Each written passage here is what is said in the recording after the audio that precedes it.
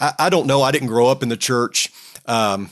Still kind of new at this Christianity thing, I guess, relatively speaking. But it seems like many years ago, maybe the 50s or so, that we kind of got off track a little bit.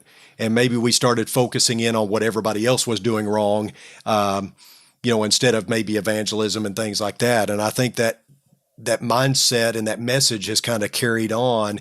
And I think it's attributed to some of these problems.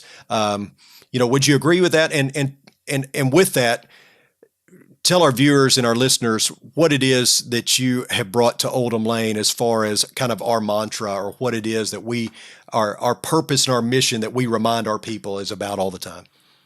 Yeah, I do agree with what you're saying on that. And we've tried to, I think some people can take it that the gospel and the message of Jesus being your core message and take that wrong and then say, okay, well then the words of Jesus are all we have to worry about, just the gospel message. Well, that's not what we're saying either, right? Because that's just simply the core message. That's what we are commissioned to deliver. But followers of Christ will, if you love me, you'll obey my commands. They're going to follow. It all comes together. It comes with it. But instead of being an issues Christian, you're all over on these different issues. Your core is the gospel, and then that therefore informs. Right. And all of God's word informs all subjects, all of life. And so a good way to say it might be being gospel centered. Sure. And so it's because of the gospel that the way we kind of think about it at Oldham Lane is because of the gospel.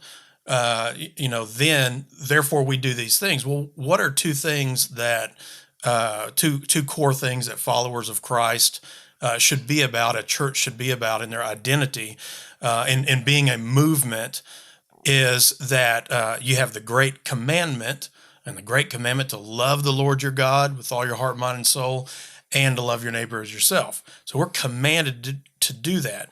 What does it look like? What does that mean? And then secondly, the last thing he said to his disciples in Matthew 28 is the Great Commission. And that is go and make disciples of all nations and baptizing and teaching. And so we think of it as make and grow disciples. And so we're making disciples, and that means that's that evangelism part. And then we're growing disciples, whether you grew up in the church, whether you've been here for decades, or whether you're a new Christian.